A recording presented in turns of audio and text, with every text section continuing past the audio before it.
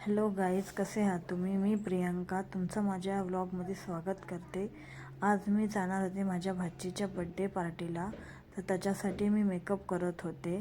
आणि खूप दिवस झाले खूप दिवस झालं शूट करून ठेवलेला आहे, पण मला दसऱ्यामुळं बिलकुल टाईम भेटला नाही. त्याच्यामुळे मी व्लॉग टाकायला मला उशीर झालेला आहे.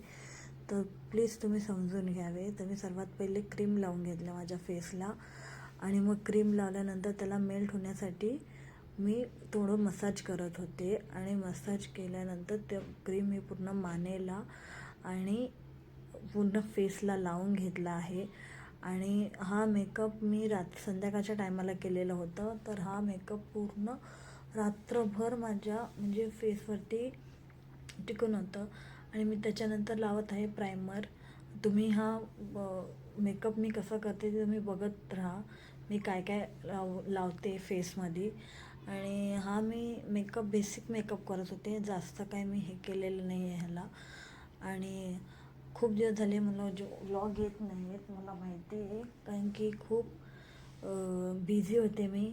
त्याच्यामुळे मी व्लॉग टाकायला उशीर झाले मला. आणि आता हा मेकअप मी कसा करते तुम्ही बघा. आणि मग त्याच्यानंतर मी आता कन्सिलर लावत आहे जिथं माझे डार्क सर्कल आहेत तिथे.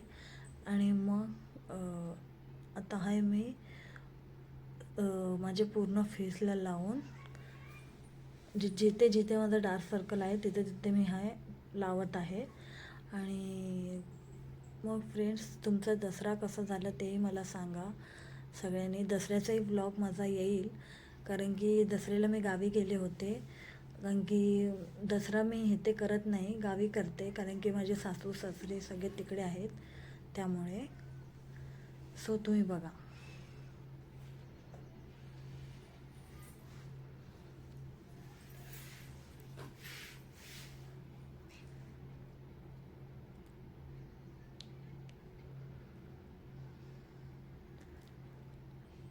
तसंच फ्रेंड, मला नटायला थटायला खूप आवडतं मला पहिल्यापासूनच. आणि नटायला थटायला कोणत्या मुलींना नाही आवडत, सर्वांना आवडतं. नटायला थटायला सर्वच मुलींना आवडत असतं, तसंच मलाही आवडतं नटायला थटायला. आणि चांगलं साडी घालायला वगैरे. मी आज नेटची साडी घालत होती, पिंक कलरची. आणि खूप सुंदर दिसत होता माझा लूक, कारण की मी जास्त हेवी मेकअपही केला नव्हता, तेवढंच नॉर्मल मेकअप होता माझं. आणि बड्डे पार्टीमध्ये मजाही खूप आली, कारण की एवढंही जास्त मोठा बड्डे पार्टी केलेलं नव्हतं, नॉर्मलच होतं. त्याच्यानंतर आम्ही सोलापूरमध्ये म्हणजे मातेचा उत्सव बघायला गेलो होतो. यायला आम्हाला 11:30 वाजलेले घरी यायला. आणि बड्डे पार्टीमध्ये जेवले होतो म्हणून आम्ही बाहेर काही खाल्लं नाही, फक्त मस्त उत्सव बघून आलो.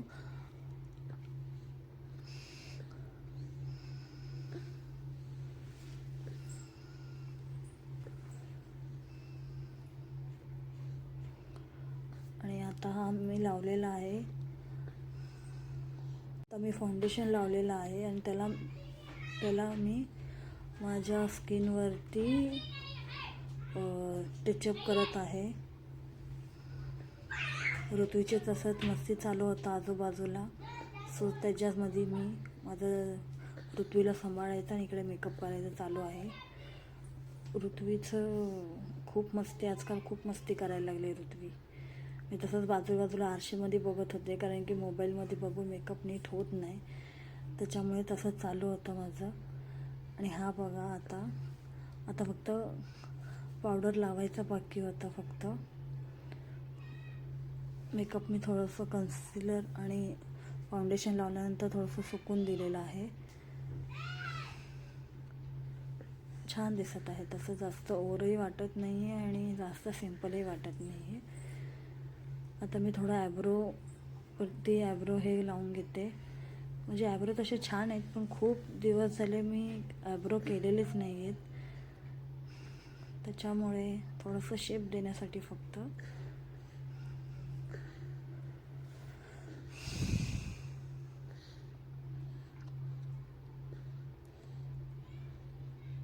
फाउंडेशन वगैरे मी लावलेलं आहे. आता मी पावडर लावते. सगळं काही झालेलं आहे आणि मला तुम्हाला लुक दाखवायला टाईमच भेटला नाही, कारण की खूप घाई झाली जाताना, कारण केक घेऊन जायचं होतं आम्हाला जाताना.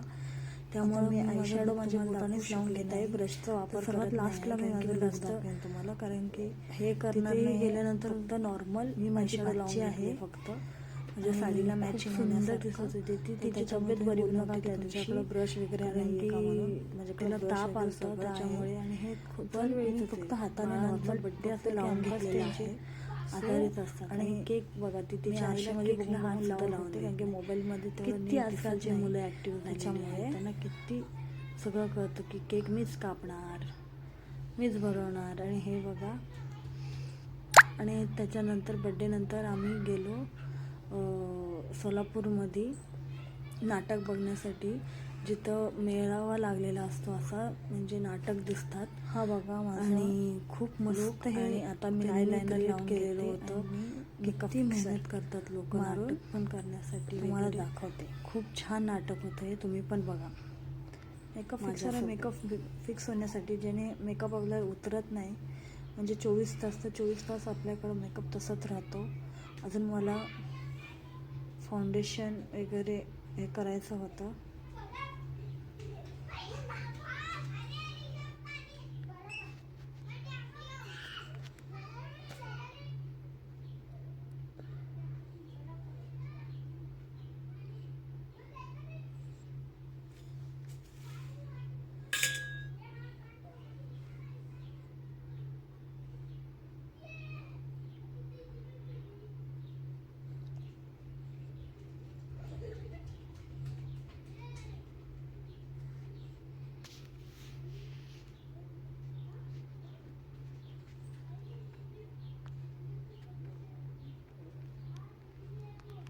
आपल्याला या गोष्टीतून हेच कळतं की निसर्गाचा अवतार, म्हणजे आपली जर भक्ती छान असेल, आपल्याला जर देवावर विश्वास असेल, तर आपण कोणत्याही लढाईमध्ये, म्हणजे कोणतंही लढाई असू दे, आपण ते पार करू शकतो.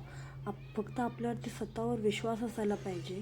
तर ह्याच्यामध्ये एवढं चांगलं त्यांनी क्रिएट केलेलं होतं, आणि ते निसर्गाचा अवतार एवढं सुंदर दिसत होतं तिथं जेव्हा बघत होतो तेव्हा. आणि किती लोक जमा झालेले होते ते बघण्यासाठी, आणि खूप सुंदर त्यांनी हे दृश्य दाखवलेलं होतं.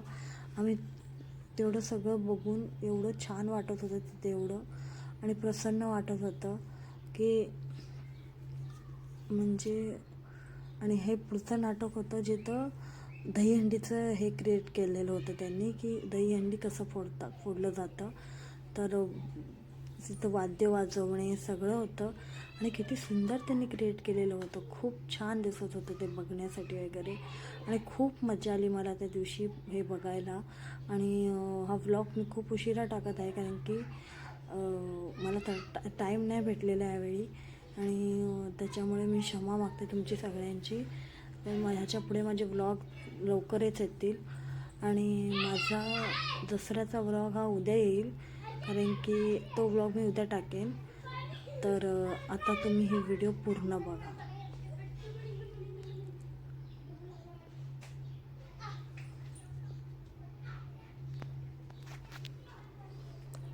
त्यांनी एवढं छान निसर्गाचा अवतार घेतलेला, आणि खूप मस्त क्रिएट केलं होतं त्यांनी ही व्हिडिओ. पण खूप मजा आली बघायला, आणि खूप छान वाटलं.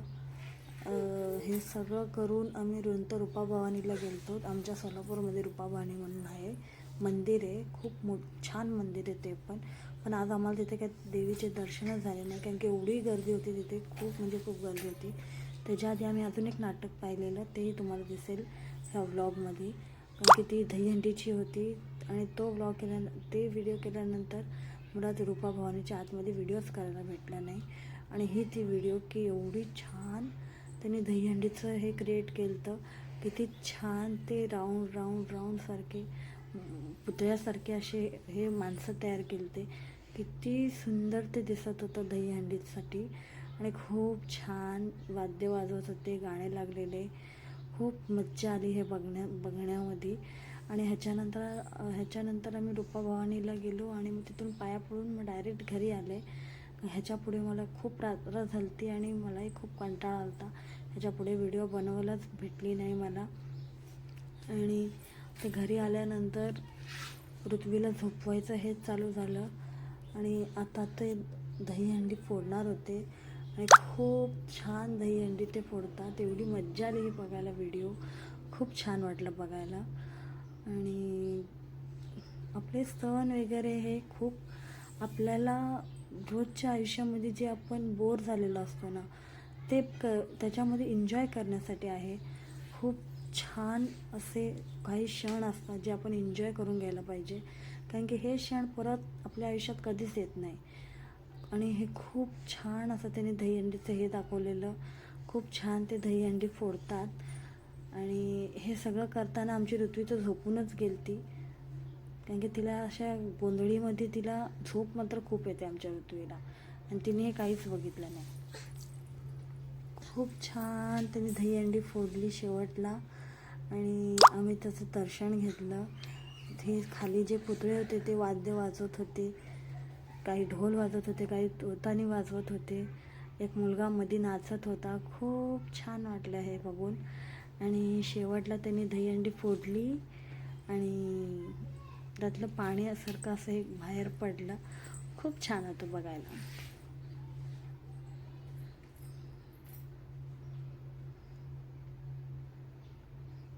आणि त्याच्यामध्ये त्या गाण्यामध्ये ते बोलत होते, ए हंडी फोड रे.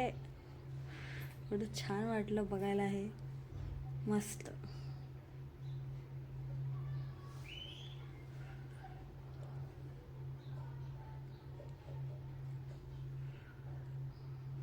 मला व्हिडिओ अजून एडिट नीट करता येत नाही, त्याच्यामुळे थोडंसं तुम्हीही मला साथ देत जावा. मलाही सांगत जा की कोणत्या ॲपनी चांगलं एडिट करता येतं, कारण की मला अजून तेवढं काही ह्याच्यातलं माहिती पडत नाही आहे.